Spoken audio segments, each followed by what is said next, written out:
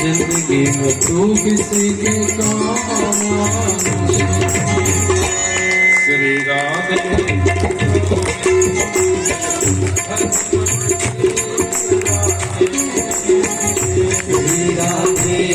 गोविंद हरे मन श्री राधे गोविंद हरे मन श्री राधे।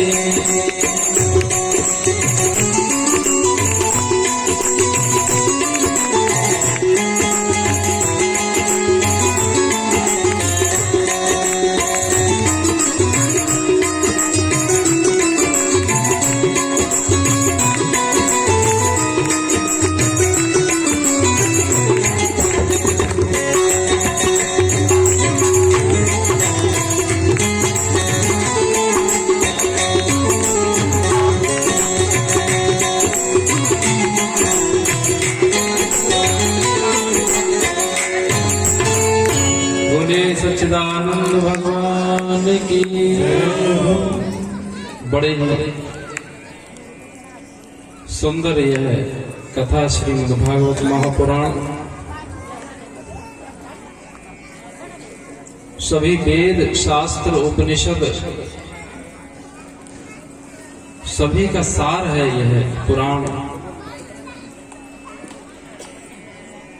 श्रीमद् भागवत महापुराण के श्रवण से सुनने से जिनके अंदर भक्ति सोई हुई है उनकी भक्ति जाग जाती है।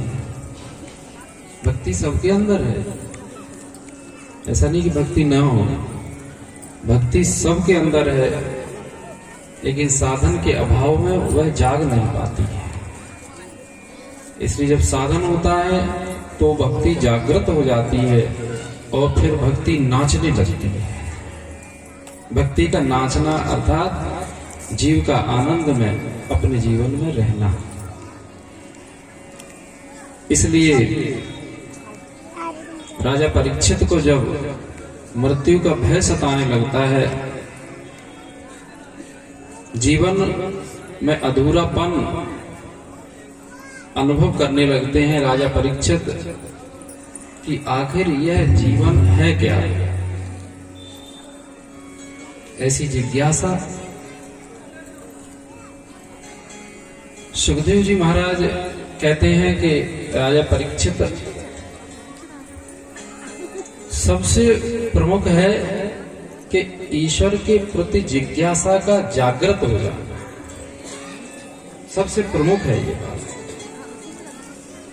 और यह भी है कि सबसे कठिन भी है। ईश्वर के प्रति जिज्ञासा कि ईश्वर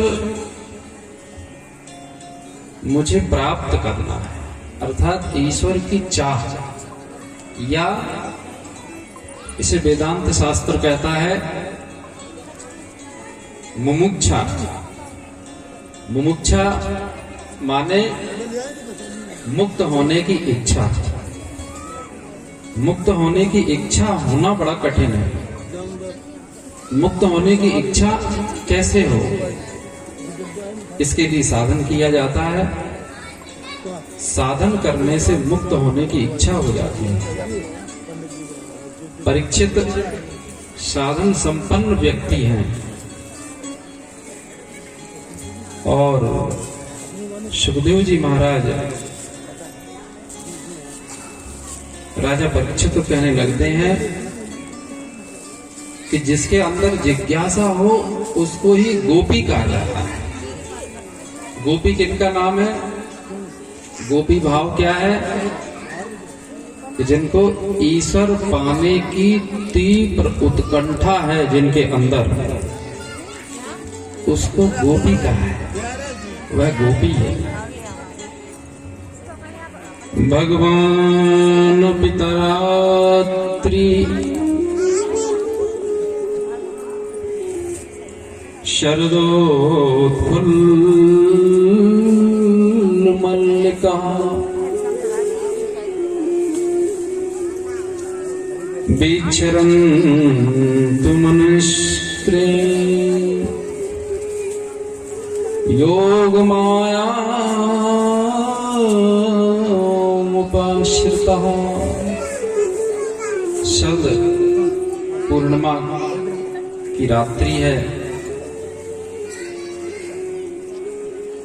शंकर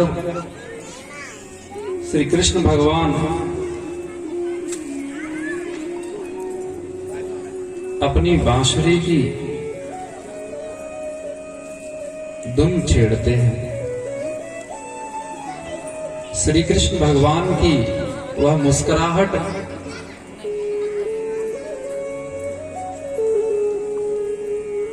उनके अंदर जो शांति है, जो भगवान का स्वभाव है, वही स्वभाव उनकी बांसुरी में झलकता है। स्वभाव ही तो बांसुरी की धुन है। भगवान का जो स्वभाव है वही तो बांसुरी की धुन है। जैसे ही भगवान बांसुरी बजाते हैं और जो धुन निकलती है, उस धुन को, बांसुरी की ध्वनि को, बांसुरी की ध्वनि को सुनकर के, वैसे तो जब भगवान बांसुरी बजाते हैं तो उस बांसुरी की ध्वनि आवाज पहले तो क्या हुआ करता था कि सबको सुनाई पड़ती थी। पशु पक्षियों को भी सुनाई पड़ती, वृक्षों को भी सुनाई पड़ती थी, पहाड़ों को भी सुनाई पड़ती थी। सारा ब्रह्मांड भगवान श्री कृष्ण की बांसुरी की ध्वनि को सुनता है। लेकिन आज ये ऐसी ध्वनि छेड़ी भगवान ने कि आज जो बांसुरी की ध्वनि है वह केवल गोपियों को ही सुनाई पड़ रही है।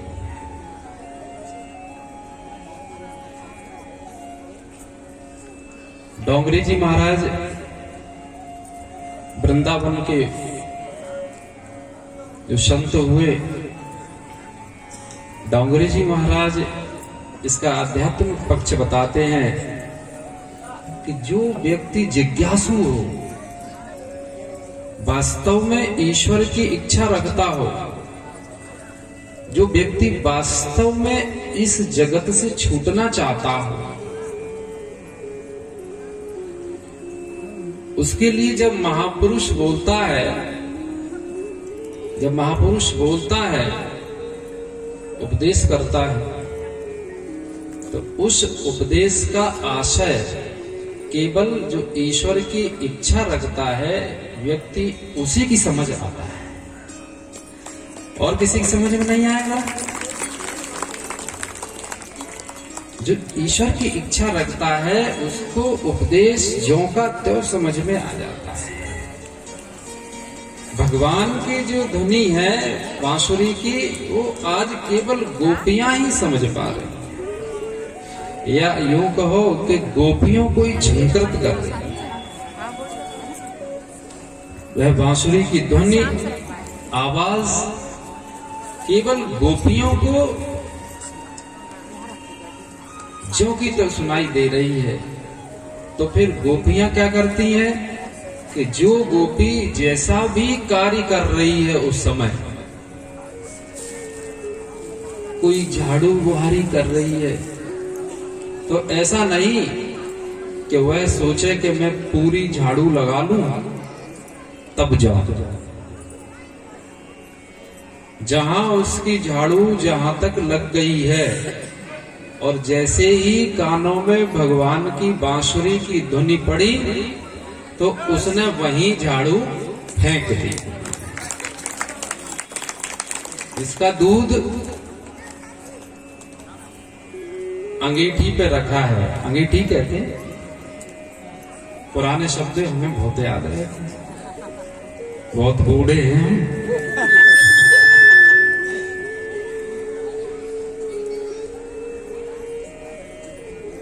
अंगीठी पर जो रखा है, चूल्हे पर जो दूध रखा है, तो वह यदि उफान पर है और इतने में उफान पर है और इतने में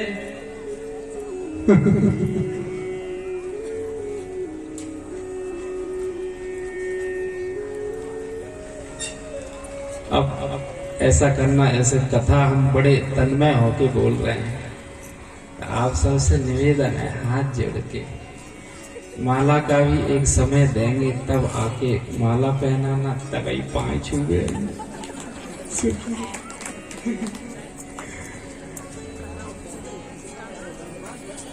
नहीं, पांच बातों से कल्याण होता है। 5 लोग कोरोना और हो जाएगा। तो किसे? मैं नहीं, आपको। हम तो 4 जगह 50 जगह घूमने फिरने वाले, तो हम तो कोरोना पॉजिटिव हैं ही। हम पे सर्टिफिकेट भी धरा है, और जो हमें छुएगा ता कोरोना होगा।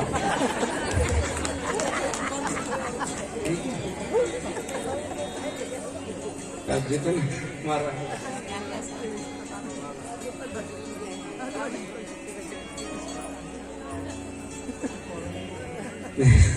अच्छा, मतलब हम लोग तो गुरु भाई हैं। देखो कथा हमें क्या है, रटी है नहीं, याद है नहीं। और जितने ध्यान में डूबेंगे उतनी कथा निकलेगी। यदि ध्यान भटक गया तो हम कथा ही भूल जाएंगे। ओम ओम ओम। बोलो सच्चिदानंद भगवान की जय। दूध उफान पर आया, उफनने को है दूध, और इतने में भगवान की बांसुरी की धुन सुनाई पड़ी। तो ऐसा नहीं कि दूध को उतार करके रख दें तब जाएंगे, गोपी वहीं से दौड़ जाती है। दूध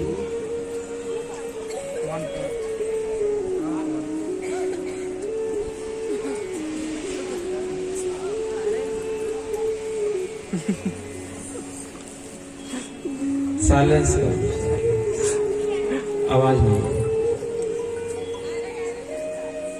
साइलेंट। ओ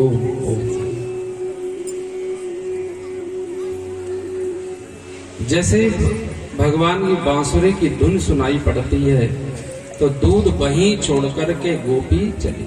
अब हम और आपका क्या है? हम और आप कहते हैं भजन तब करेंगे महाराज जब पूरे काम निपटा लें, तब जाकर के भजन करेंगे। जो यह सोचता है कि हम इस जगत के कार्यों को निपटा करके तब भगवान की कथा सुनने जाएंगे, तो इससे इसका यह अर्थ है कि अभी ईश्वर की इच्छा नहीं है और मुक्त होने की इच्छा भी नहीं है। जिसकी मुक्त होने की इच्छा है वह तो वहीं का वहीं छोड़ के अपना अधूरा कार्य और भजन के लिए चल देगा। कोई आज तक ऐसा व्यक्ति जो अपने सारे कार्यों को निपटा करके और फिर संन्यास लिया हो? क्यों? सारे कार्यों को निपटा नहीं सकता। कार्य इतने हैं कि तुम्हें निपटा देंगे, काम ही इतने।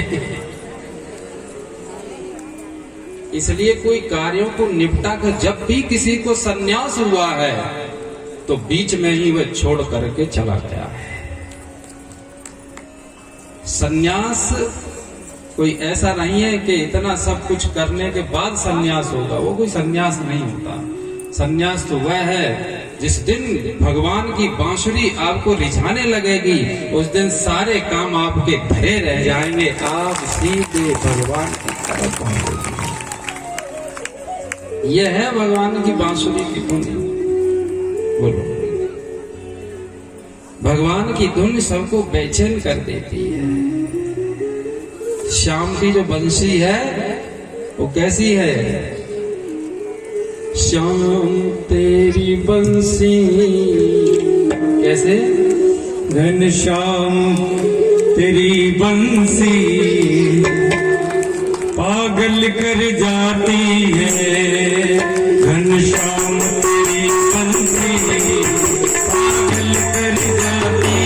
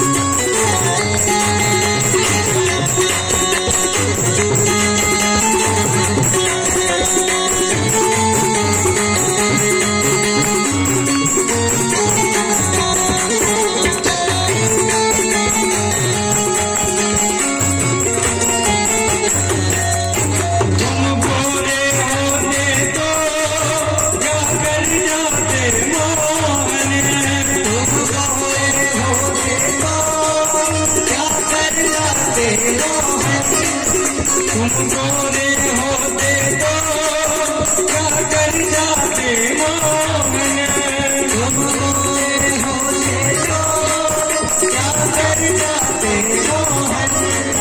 जब काले रंग पर भी, जब काले रंग पर भी दुनिया मर जाती है, जब काले रंग पे भी दुनिया मर जाती है। घनश्याम तेरी बंसी पागल कर जाती है, घनश्याम तेरी बंसी पागल कर जाती है। मुस्कान तेरी मोहन, मुस्कान तेरी मोहन घायल कर जाती है, मुस्कान तेरी मोहन घायल कर जाती है।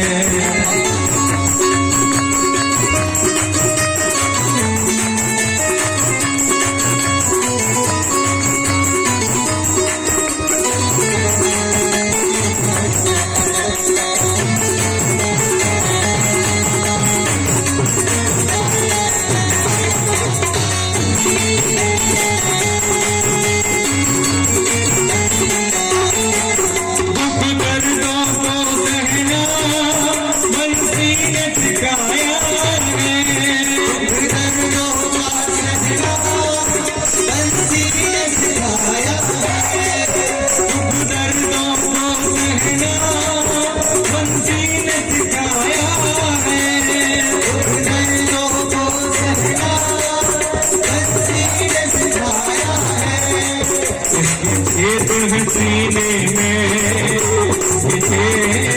सीने में फिर भी मुस्कुराती है, सीने में फिर भी मुस्कुराती है। घनश्याम तेरी बंसी पागल कर जाती है, घनश्याम तेरी बंसी पागल कर जाती है, घनश्याम तेरी बंसी पागल कर जाती है, घनश्याम तेरी बंसी पागल कर जाती है। बोले कृष्ण कन्हैया लाल की जय। इस प्रकार से गोपी नाम किसका है? जिसकी पूर्ण जिज्ञासा है ईश्वर के प्रति, वह उसका नाम गोपी है। जिसका देहा अभिमान पूर्ण रूपेण गल जाता है, उसका नाम गोपी है। गोपी किसी स्त्री का नाम नहीं है। ये हम और आप समझे कि गोपी किसी स्त्री का नाम है। गोपी उसका नाम है जो भगवान का भक्त है, चाहे स्त्री हो चाहे पुरुष हो। वही तो गोपी भाव होता है कि वो तो इस प्रकार है कि कोई गोपी एक आंख में, अब इतना बता दिया, एक आंख में काजल लग गया है तो एक आंख में लग गया। सुखदेव जी महाराज तो राजा परीक्षित को कहते हैं कि राजन, गोपियां 1.5 आंख में काजल लगा के भागी। 1.5 आंख, 1.5 आंख क्या हुआ कि एक आंख में पूरा लग गया काजल और एक आंख में आधा लगा। कितनी ईश्वर के प्रति जिज्ञासा है, ईश्वर के प्रति कितना आकर्षण है कि और सब काम गौण, किसी कार्य को प्राथमिकता नहीं, प्राथमिकता भगवान के कार्य को, कि हमें कैसे भी भागना है। जैसे अभी हम और आप, अभी ना भोजन अच्छा लग रहा, ना स्नान अच्छा लग रहा, अभी तुझे लगता है चलो भागो पंडाल भागो, लगता है आपको भी लगता है। अभी गोपी भाव में है हम भी, आप भी। अभी 1.5 आंख का ही काजल अपना लग रहा है, कहाँ रोटी खब रही है, कहाँ क्या हो रहा है, भागो भागो भागो। वो तो थोड़ा सा विलम्ब इसलिए हो जाता है, हमें वह भी हम समझते हैं, विलम्ब इसलिए हो जाता है कि आपने देखा होगा कि निवास पर भी लोग आते रहते सुबह से 7 बजे से, फिर उनके साथ ही बैठो, अपना स्वाध्याय भी करो, अपना पूजा पाठ भी करो, स्नान ध्यान भी करो, सबसे बातचीत भी करना है। अपने पास कोई आया बिना मिले बात करे चला जाए, यह भी स्वभाव में है, नहीं तो कहते जाओ जाओ जाओ, उनसे भी मिलना सब, तो इसलिए विलम्ब भी होता है। तो हम सोचते हैं कि जितना भी समय उसमें अपना सार कथा हो ही जाती है, 3 घंटे तो अपने मिलते ही पूरे। इसलिए कहा कि ऐसे ही गोपी भाग दी, और जो अपने पति को भोजन करा रही है, पति का भोजन अभी आधा ही है, लेकिन वो आधा ही भोजन करा के और वहां से भाग जाती है, भगवान की तरफ भागती है। कहने का तात्पर्य यह है सुखदेव जी महाराज का कि जिस समय भगवान के प्रति जिज्ञासा जागृत होती है जीव की, तब वह यह नहीं देखता कि कार्य पूर्ण करना है, जितना कार्य हो चुका है उसे वहीं छोड़ करके और भाग जाता है। भाग जाने का अर्थ ईश्वर की तरफ चला जाता है, फिर उसका मन इस जगत में नहीं लगता है। और जैसा कहा है वेदों ने कहा है चरे वेती चरे वेती चरे वेती, अर्थात चलो ईश्वर की ओर चलो, ईश्वर की ओर चलो, ईश्वर की कुर्सी पे बैठो, कुर्सी पे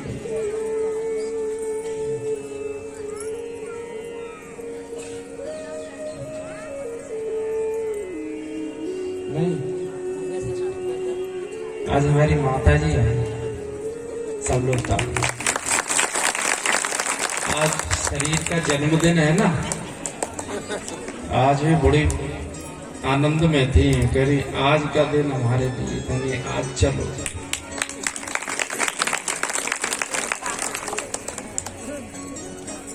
तो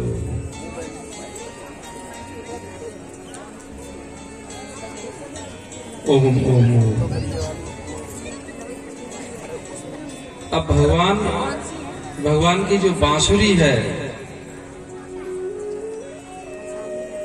गोपियां सुन करके आती हैं भगवान के पास। जैसे ही गोपियां सभी आ जाती हैं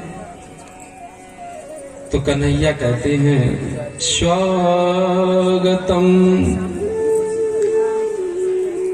वो महाभागा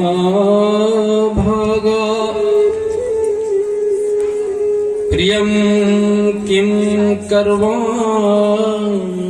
च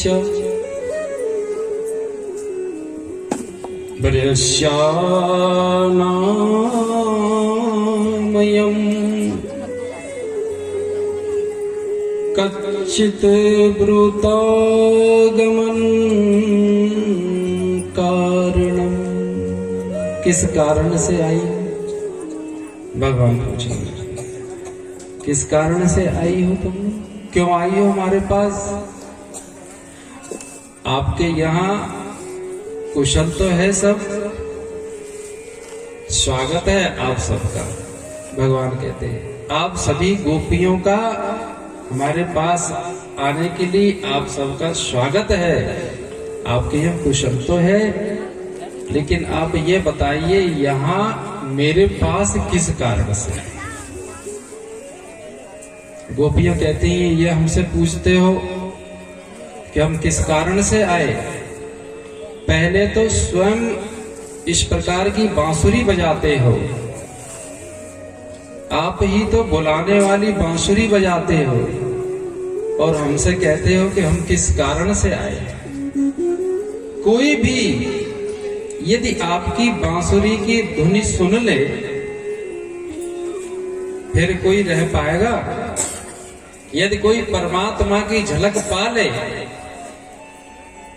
या भगवान की कथा जैसे हम और आपने श्रवण कर रखी, तो हम और आपको अब कुछ भाता है भगवान की कथा के अतिरिक्त?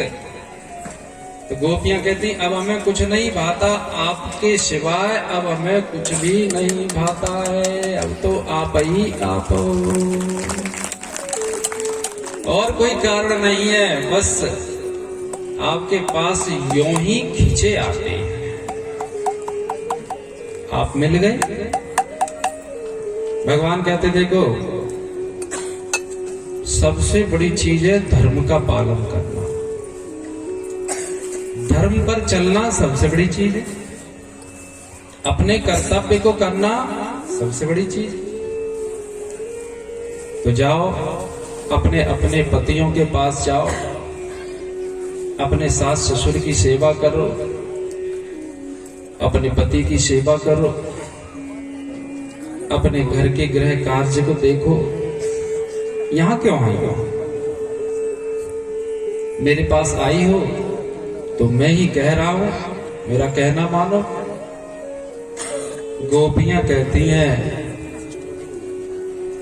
कि जब आप मिल गए, आपके लिए तो सारे कार्य ही होते हैं, जब आप ही मिल गए अब क्या करना है?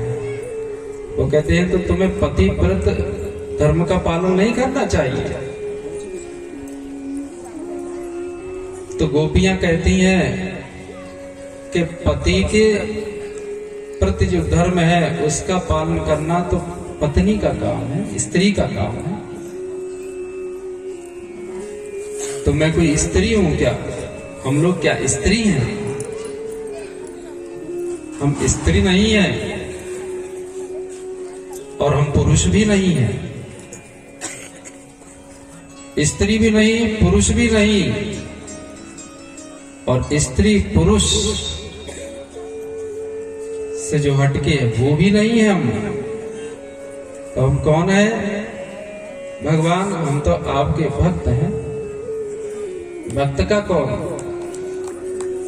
यह स्त्री यह पुरुष ये तो देह के धर्म है, और हम तो देह से ऊपर उठ चुके हैं, हम आत्मा हैं। तो आत्मा का पति तो परमात्मा ही होता है। तो तुम सामने हो, तो हम अपना धर्म का पालन तो कर ही रहे हैं। आप कहते हो कि धर्म का पालन करो, तो हम धर्म का पालन नहीं कर रहे हैं। देखो ऐसी गोपी भक्त में और भगवान में क्या अंतर है? भक्त में भगवान कोई अंतर नहीं है। भक्त और भगवान की ऐसे ही तो बात होती है। भक्त तो भगवान का अंश ही है। भगवान कहते हैं अच्छा, तो गोपियां ही उल्टे पूछने लगी कि अच्छा आप ही ये बताओ। बहुत बड़ा प्रसंग है इस श्रीमद् भागवत में।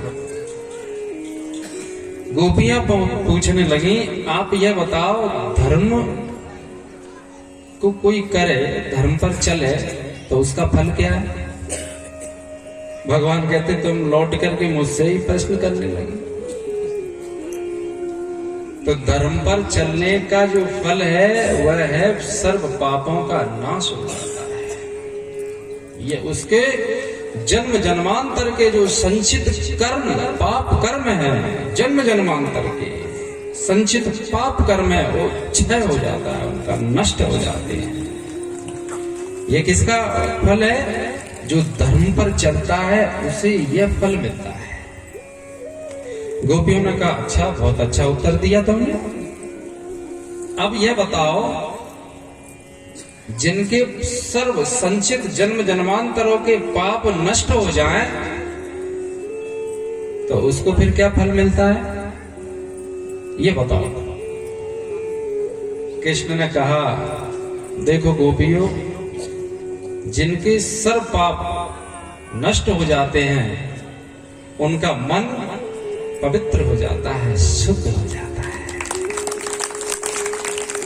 गोपियों ने कहा अच्छा, तो तुम सब जानते हो, तो ये बताओ जिनका मन शुद्ध हो जाता है, मन पवित्र हो जाता है, उनको क्या फल मिलता है? भगवान कहते अरे भाई उनको साक्षात परमात्मा मिल जाता है। तो गोपियां कहती हैं अब साक्षात परमात्मा हमें मिल गया है तो फिर से धर्म पे चले जाकर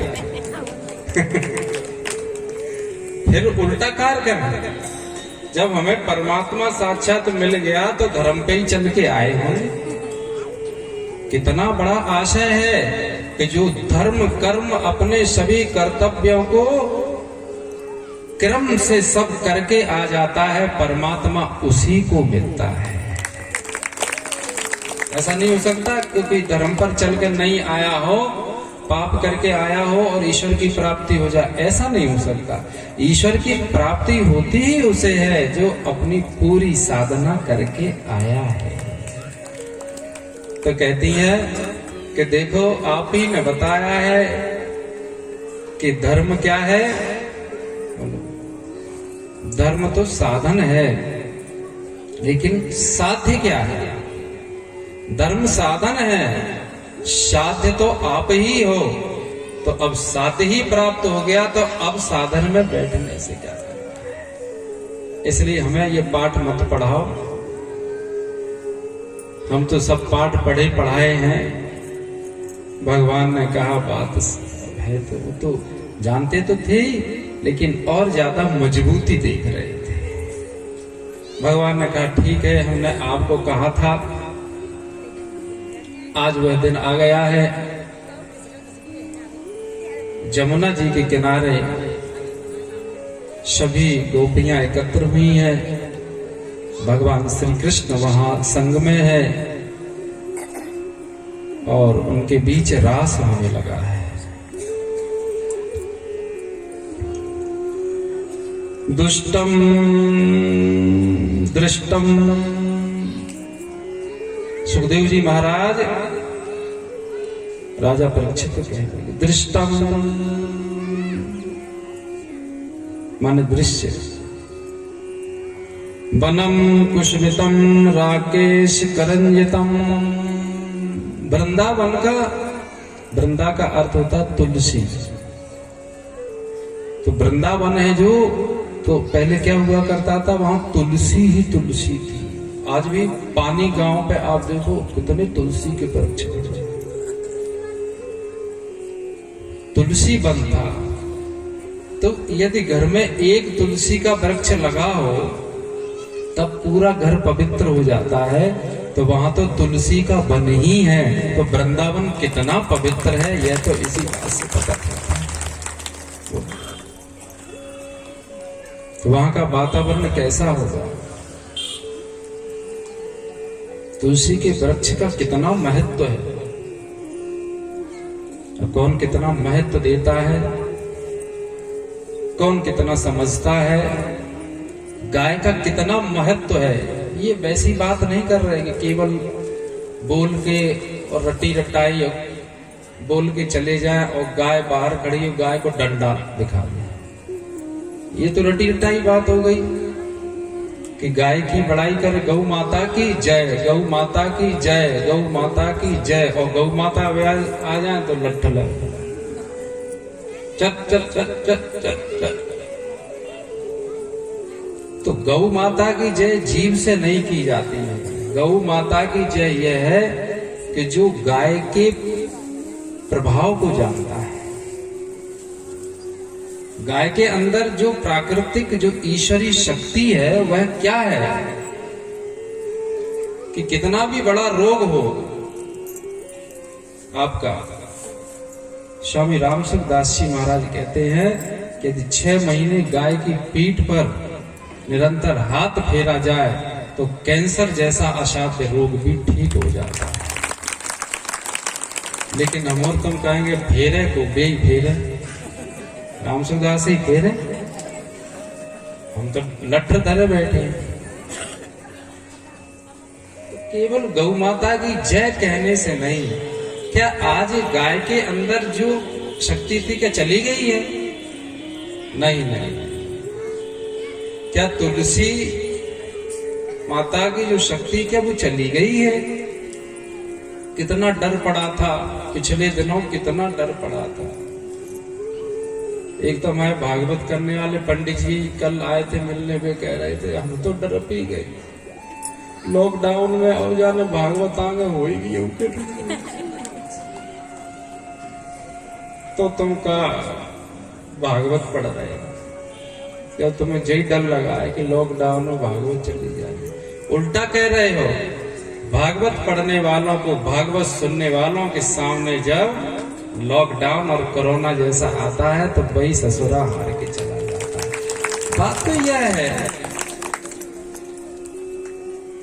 तो क्या कोरोना, क्या जब अपने ऋषि मुनि बता गए कि तुलसी के 5 पत्ते सुबह रविवार का दिन छोड़ करके 5 पत्ते यदि जल के साथ ले लिए जाएं तो किस कोरोना में ताकत है कि आपके अंदर वह कीटाणु आ जाए। लेकिन अपन लोगों को अंग्रेजी कैप्सूल पे ज्यादा भरोसा है।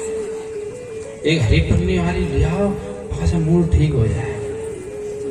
ये और अखंड रामायण घोट में जय हनुमान ज्ञान सागर जय हनुमान, ये गोली लिया पूरे पीर जय हनुमान। ये कथा नहीं, अब 2 दिन बचे हैं, अब अपनी वास्तविक कथा ही कहें जो कथा है उसे, क्योंकि ये बहुत कम लोगों को अच्छी लगती है। और वास्तविकता यह है कि कथा श्रवण करना यह है कि तुलसी के वृक्ष के पास शाम के समय या सुबह जब भी अब समय मिले तुलसी के वृक्ष के पास बैठ करके माला जरूर फेरो, भगवान का नाम लो, नहीं ले तो ऐसे ही बैठे रहो चुपचाप, लेकिन तुलसी के वृक्ष के पास बैठे तो रहो। कभी कभार पीपल के वृक्ष के नीचे तो बैठे आया करो।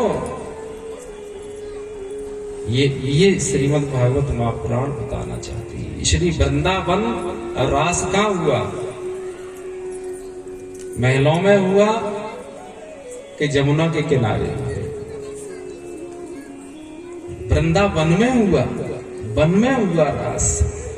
भगवान कृष्ण वहां बांसुरी बजाते हैं, गोपियां भजन गाती हैं, जमुना जी का किनारा है, हरी हरी घास है और चंदन जैसा वहां का रेत है। कैसा पवित्र वातावरण है। तो वहां तो अपने आप ही जहां प्रकृति ही, जहां शुद्ध प्रकृति है वहां ही आनंद है। जब गोपियों ने देखा कि भगवान हमारी बातों से हार गए,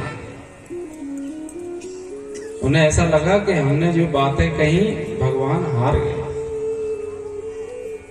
उन्हें अहम हो गया, गोपियों को अहम हो गया और गोपियां आपस में बातचीत करने लगी। थोड़े से समय के लिए भगवान से उनकी दृष्टि हट गई। भगवान परमात्मा से दृष्टि हटते ही क्या होगा कि परमात्मा चला जाए। परमात्मा का विस्मरण ही दुख है। यहाँ गोपियां जो रोती हैं तो रोना उसके जीवन में है जिसके जीवन में भगवान नहीं है। जिसके जीवन में भगवान नहीं है, परमात्मा नहीं है, परमात्मा का स्मरण नहीं है, उनके जीवन में रोना है। कितना भी कुछ बना रहे तब भी रोना है। और जिनको भगवान की याद है, भगवान का स्मरण है, उनके जीवन में आनंद ही आनंद है। स्मरण ही सुख है, भगवान का स्मरण ही सुख है और भगवान का विस्मरण ही दुख है। सुखी मीन जहाँ नीर अगाध, सुखी मीन जहाँ नीर अगाध, जिमी हरि शरण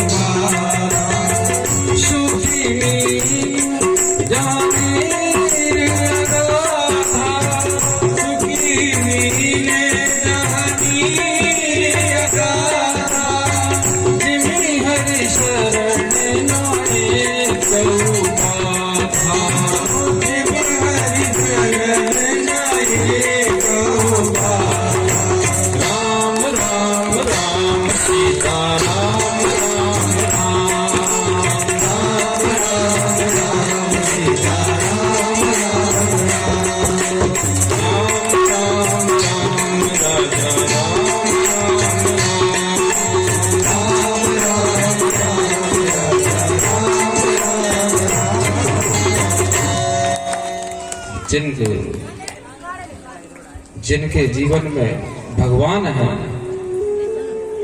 तो वहां तो आनंद ही आनंद है। जो भगवान का नाम लेता रहता है, भगवान को याद करता रहता है, तो उनके जीवन में आनंद ही आनंद रहता है। गोपियों का क्या है, आपस में बातचीत चलने लगी। जब गोपियों की आपस में बातचीत चलने लगी, भगवान से ध्यान हट गया, तो भगवान अंतर ध्यान हो गए, भगवान चले गए, श्री कृष्ण चले गए। जब भी हम और आप क्या है, ज्यादातर जब बैठते हैं तो कौन सी बात करते हैं, तुम्हारा लड़का क्या नौकरी कर रहा है, कहाँ उसकी पोस्टिंग है, कहाँ लड़की ब्याही है, कहाँ, यही तो बातचीत चलती है। यह जो बातचीत है, इस बातचीत में ईश्वर अंतर ध्यान हो जाता, ईश्वर चला जाता है। भगवान कहते हैं कि इन बातों को करोगे तो दुख होगा, राग द्वेष होगा, इसलिए यदि बातें करना है तो मैंने जो चरित्र किए हैं, मेरी बातें करो कि ईश्वर कहाँ के हैं, कहाँ जन्मे, कहाँ उनकी माता है, कौन उनके पिता है, कौन उनका चरित्र है, उनका यदि वर्णन करने लगोगे आपस में, तो फिर राग द्वेष की निवृत्ति हो जाएगी। ऐसे कहा। जब भगवान चले गए और गोपियां तो भूली हुई थी, आपस में गोपियां खेल खेलने लगी।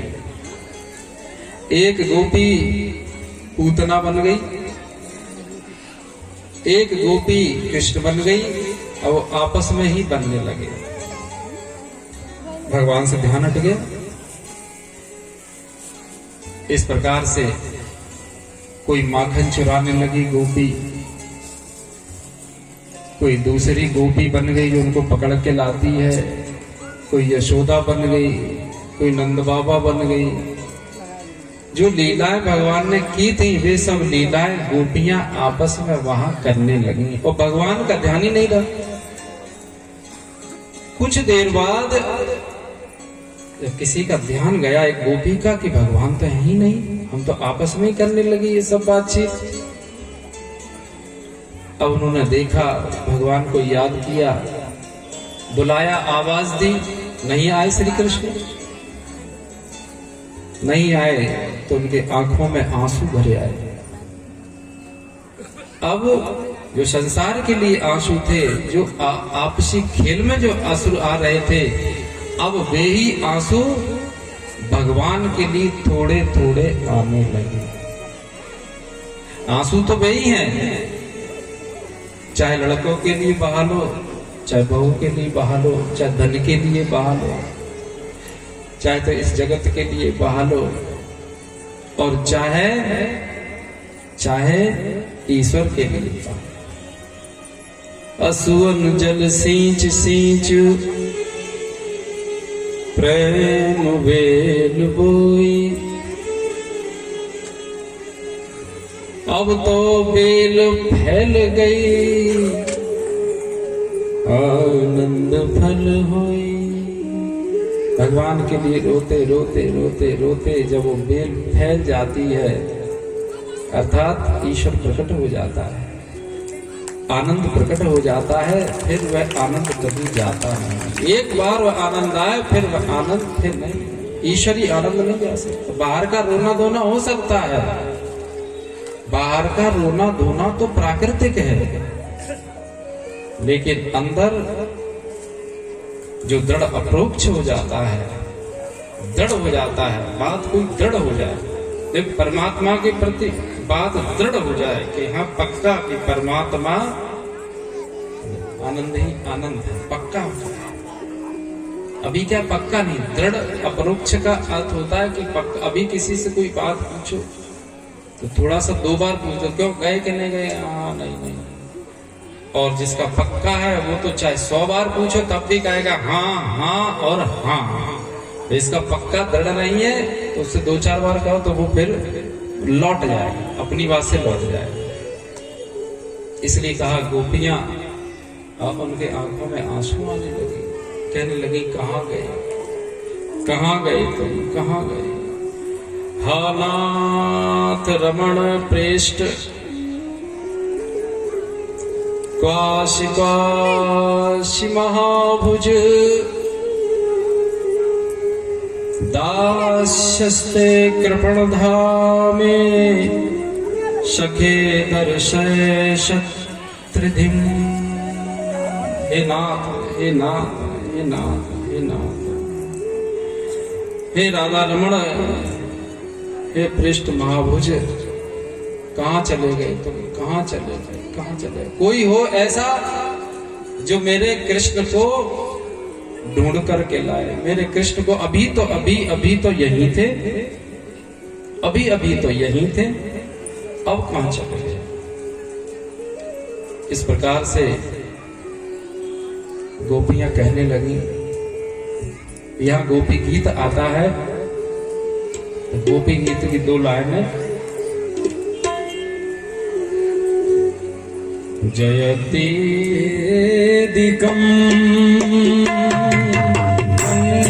मन्मनाभृगा, जयतीदिकं मन्मनाभृगा,